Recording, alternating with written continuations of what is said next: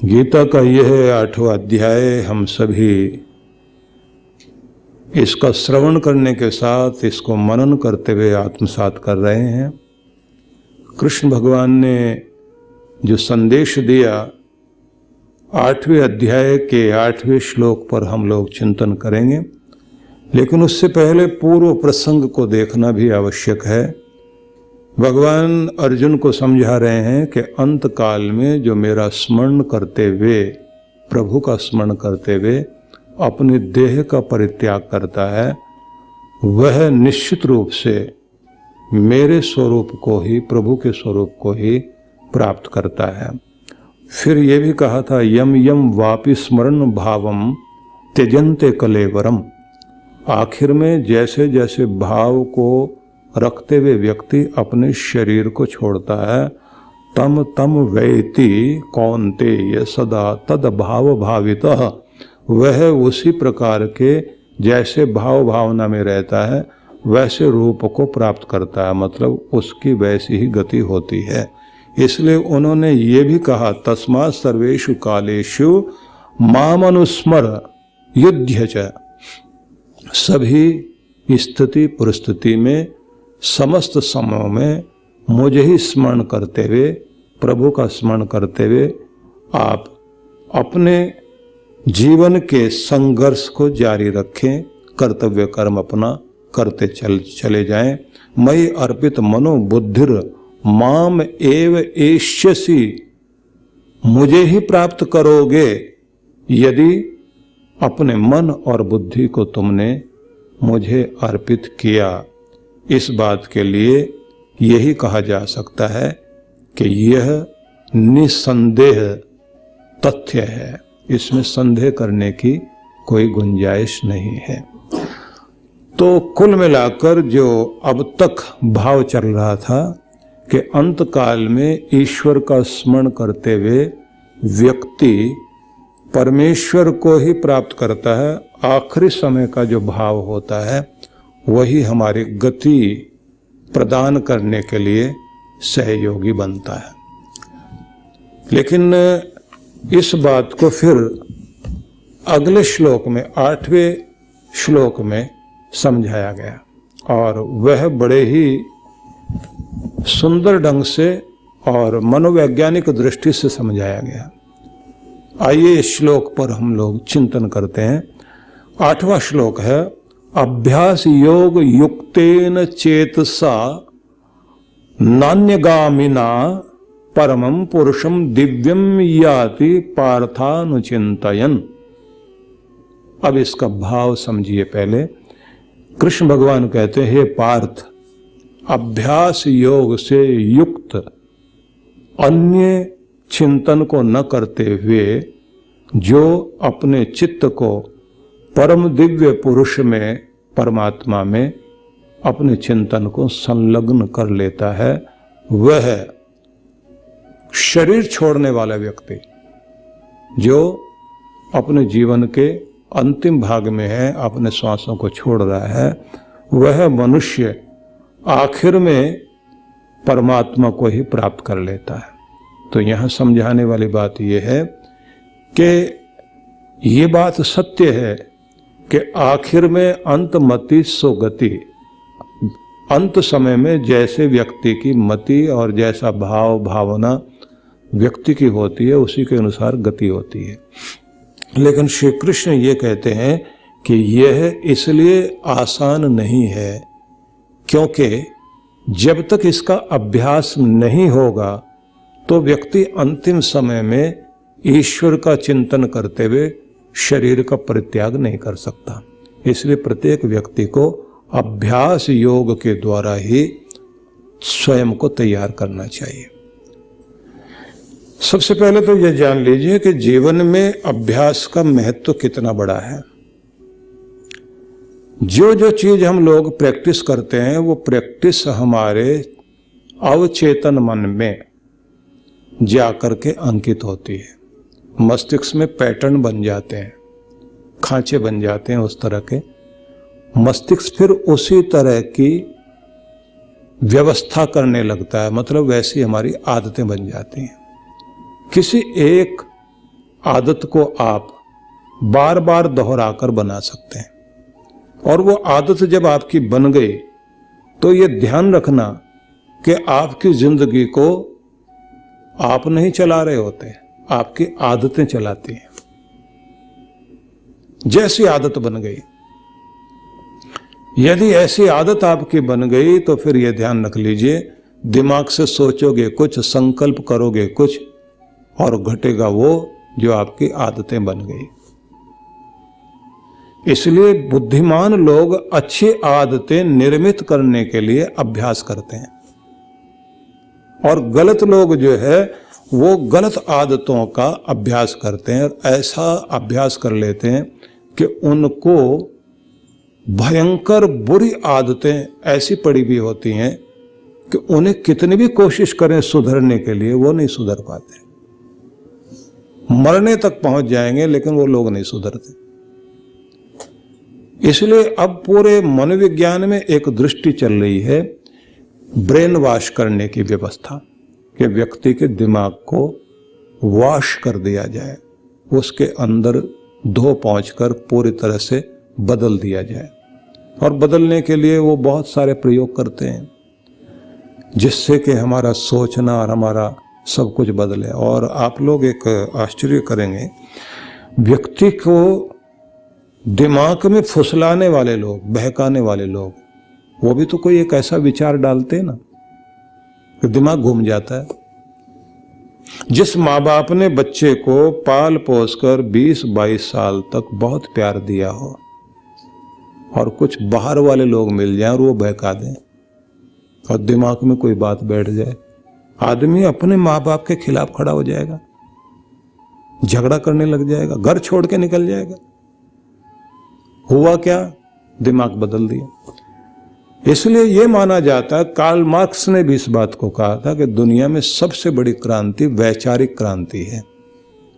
दिमाग को बदलने के लिए विचारों की क्रांति, विचारों से व्यक्ति को बदल दीजिए तो वो व्यक्ति पूरा बदल जाता है।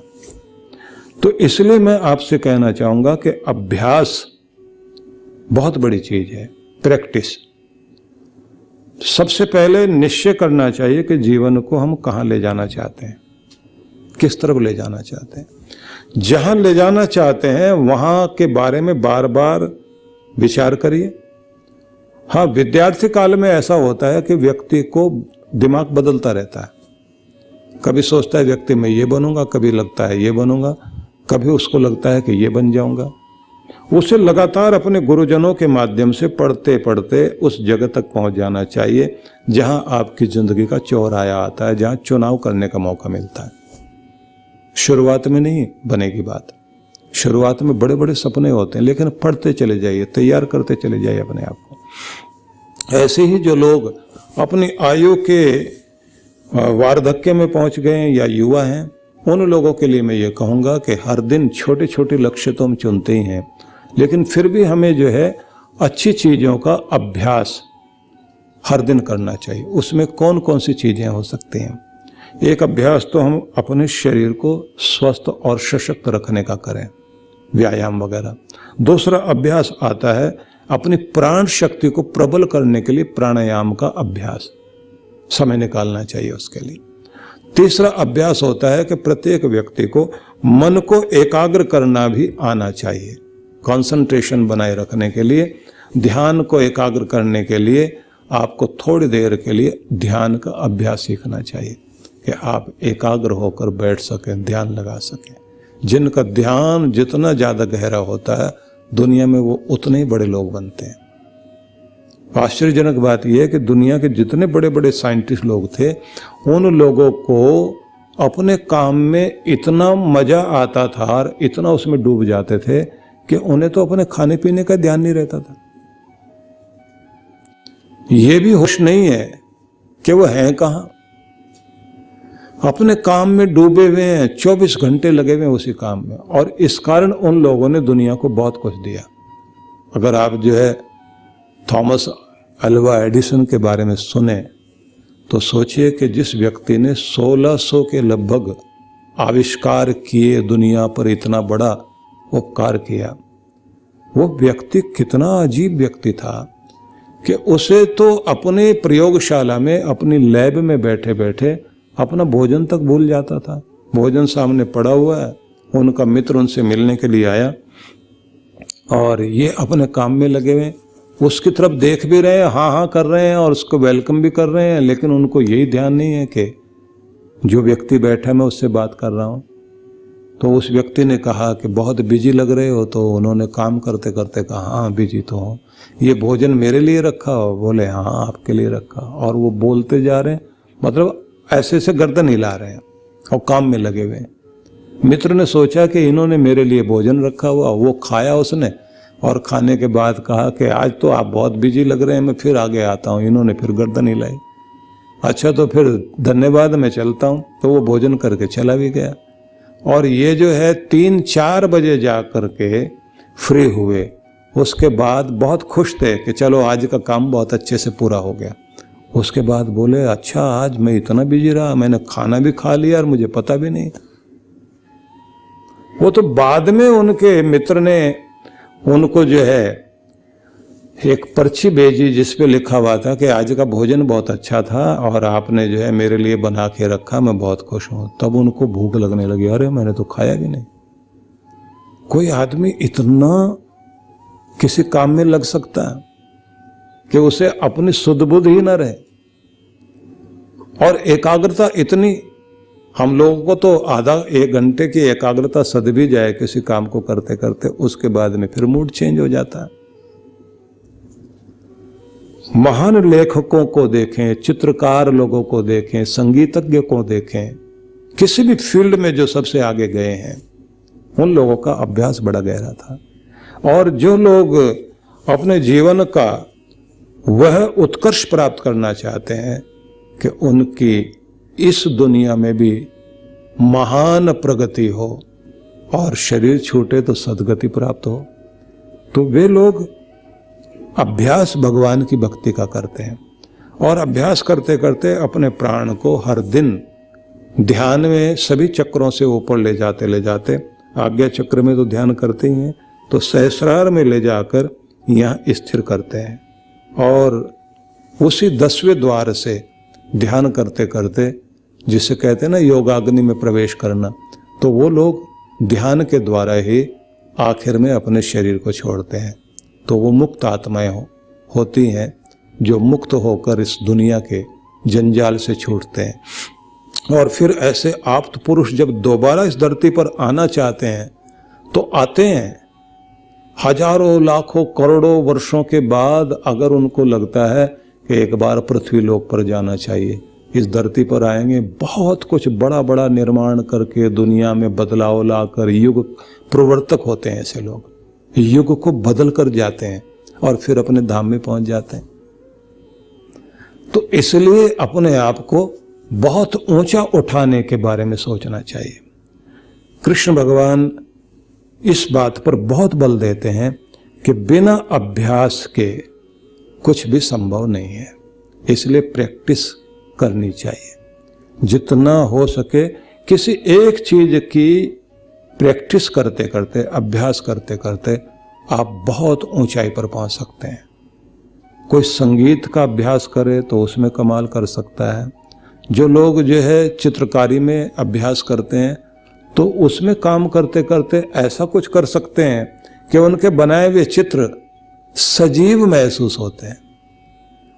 जिन्होंने संगीत में प्रैक्टिस की, आप सोचिए कि विदेशों में जो है बीथोवन का संगीत सबसे ज़्यादा बड़ा माना जाता है, लेकिन मोजार्ट का माना जाता है। तो ये वो लोग थे जिन्होंने इतना समय लगातार अपने संगीत को दिया। और ऐसे चित्रकार लोग रहे हैं जिनकी पेंटिंग करोड़ों में बिकती है आज की तारीख में। किसी समय में वो बना के चले गए। उनके बनाए हुए वॉन गॉग हुए हैं, उनकी बनाई हुई पेंटिंग थोड़े बहुत मैंने 6-6 करोड़ में बिकी है। और विदेशों में आदत बनी हुई है लोगों की कि जो एंटीक पीस ऐसे हों, खासतौर से ऐसी कोई सीनरी वगैरह हो या किसी की पेंटिंग हो, उस पर लोग अपने पैसे लगाते हैं। उससे कहते हैं जितने समय तक ये रखी रहेगी तो ये और कीमती होती जाएगी, क्योंकि आगे इसका मूल्य बढ़ जाएगा।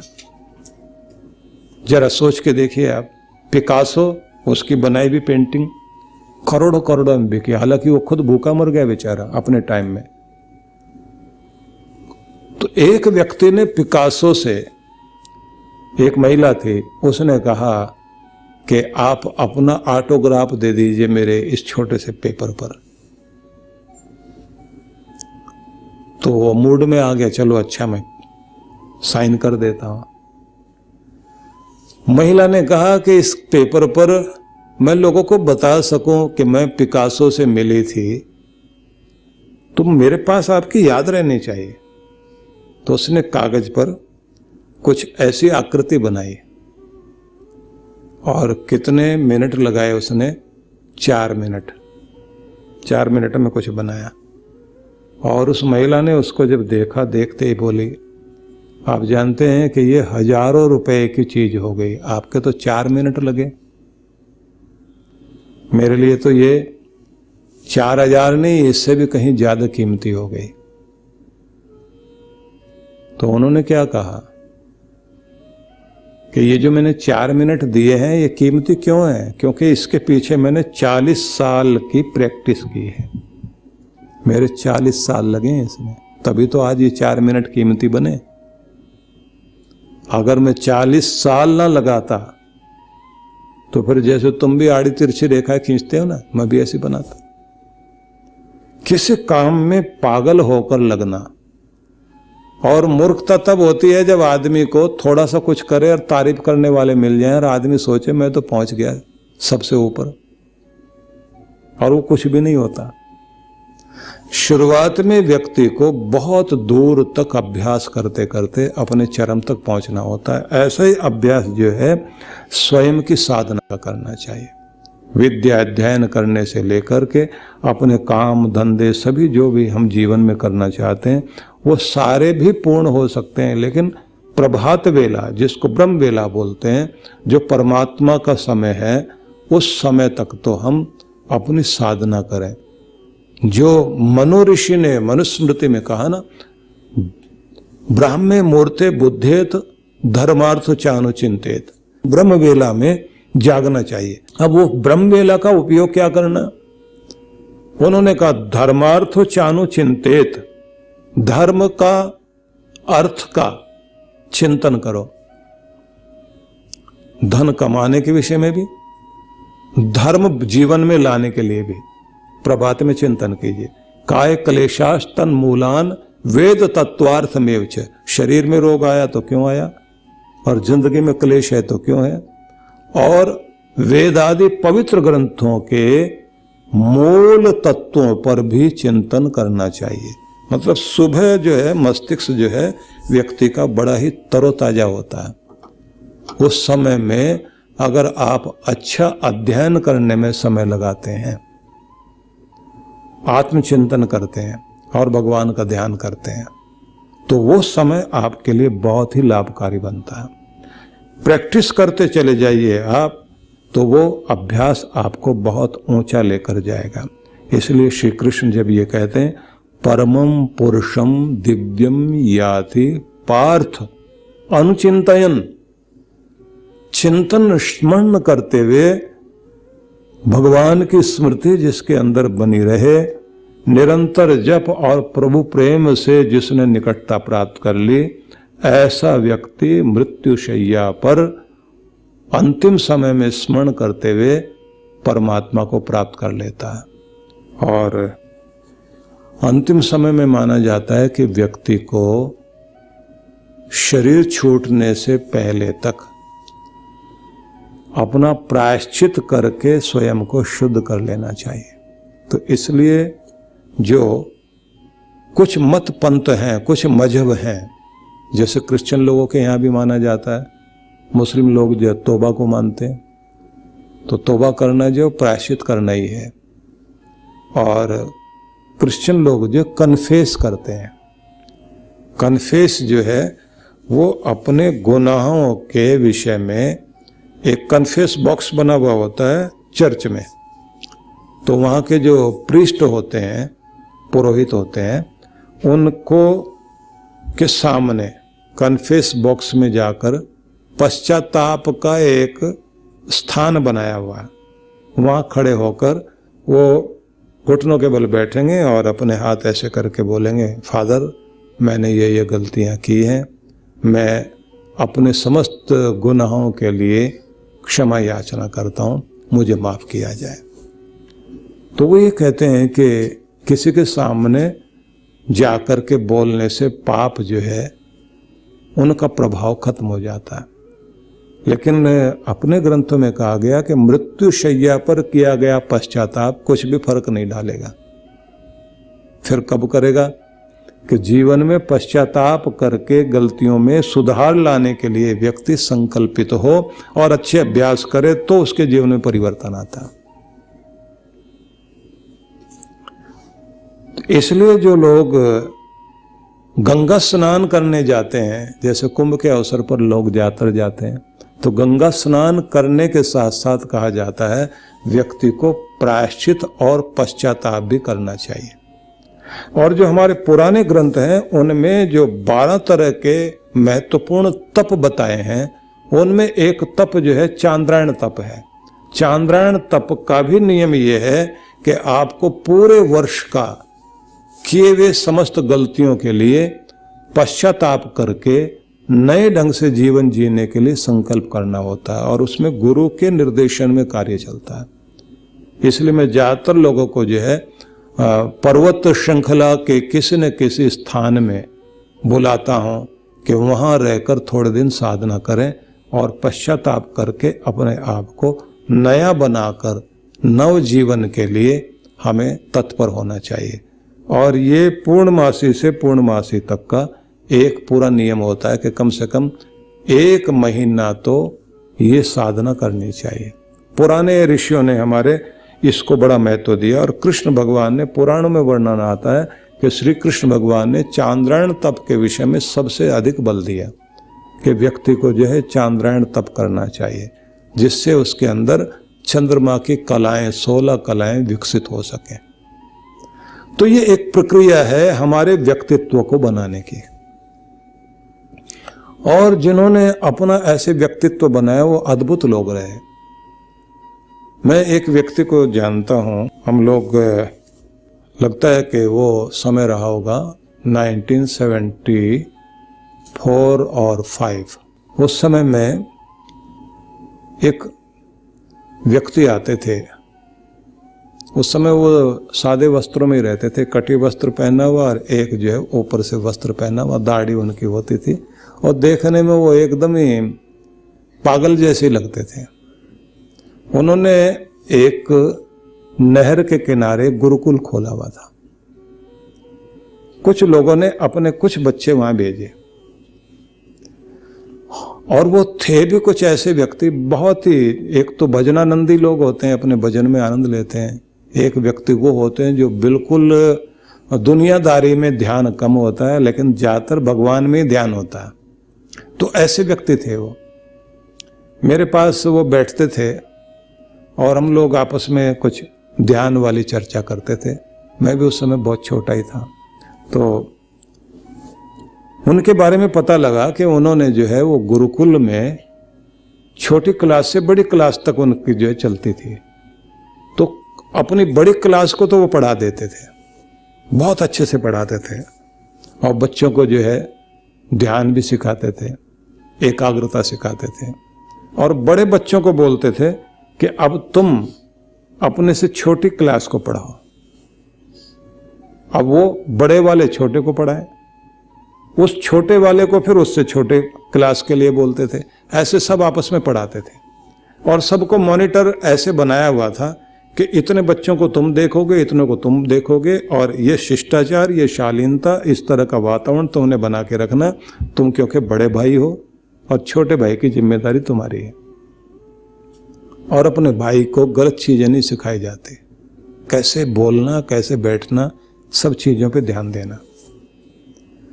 और थोड़े समय में देखने में आया कि उनके यहाँ की पढ़ाई सबसे ज़्यादा अच्छी हो गई।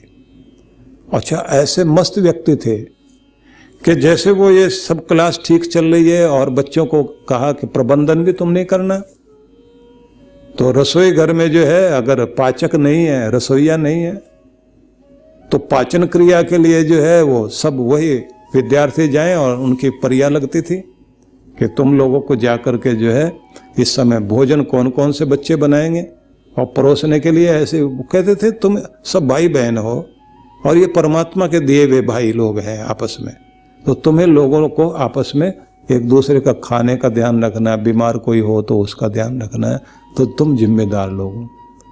तो सब व्यवस्था करने के बाद फिर वो वहां से भाग जाते थे। 1 महीने बाद, 1.5 महीने बाद फिर वो कहीं से जंगल वंगल से भटकते हुए आते थे। अब कुछ लोग जो है वो आके कहते थे महाराज कैसे विद्यालय चलेगा? बोले तुम्हारा चल रहा है तो मैंने भी तो अपने विद्यालय में जाना है। और तुम्हारा विद्यालय कहाँ? बोले मेरा तो जो है कहीं पहाड़ में, कहीं नदी में, कहीं जंगल में, वहां जाके बैठता हूँ भगवान के ध्यान में। न खाने का ध्यान, न कुछ साथ लेके जाते थे, न चेला न चेली कोई साथ में। अद्भुत व्यक्ति थे और सच में उन्होंने जो है अपने संस्थान को बहुत ऊंचा बनाया। उस व्यक्ति के व्यक्तित्व में सुगंध आती थी। मुझे नहीं पता अभी वो है नहीं है, लेकिन उनकी स्मृति आती है कभी कभी। अच्छे लोगों को जब देखते हैं, उनकी साधना को देखते हैं, और पीछे बहुत अच्छे से व्यवस्था चलती थी क्योंकि जिम्मेदार लोग थे वहां। वो बच्चे जितने पढ़ रहे थे बहुत जिम्मेदार थे। सब एक दूसरे का ध्यान रखें, एक दूसरे को ठीक से संभालें। और कमाल तो ये हुआ कि जो वहां से पढ़ के गए बच्चे वो बड़े बड़े पद पर लग गए। अब वहां से वो ये सोचते हैं कि जहां से जिंदगी मेरी बनी है वहां और भी बच्चे आ रहे हैं पीछे, मैं क्या योगदान दे सकता हूं? अपने घर के लिए, खुद के लिए तो कमा रहा हूं, मैंने वहां भी भिजवाना है। लोगों को भी मोटिवेट करें, तो सहयोग भी भेजते हैं, सब मिलकर चला रहे हैं अपना। तो लगता है कि एक अच्छा अभ्यास एक व्यक्ति ने दिया और एक अच्छा वातावरण बनता चला गया और एक अच्छे लोगों का गुलदस्ता तैयार हुआ। बस वो गुलदस्ता बनना चाहिए कि जिसके द्वारा वो सुगंध और वो सौंदर्य दुनिया में बिखरे कि दुनिया में अच्छे लोग भी हैं, और जहां वो है वहां एक सुंदर इंसानियत का बगीचा बना हुआ। तो आज का समय इस श्लोक के साथ पूरा हो रहा है। हालांकि हमें इच्छा थी कि आज हम कम से कम 3 श्लोक पर चर्चा करेंगे, फिर अगले विषय में हम लोग चलेंगे। आप सबके लिए मंगल कामना। ओम शांति शांति शांति। ओम।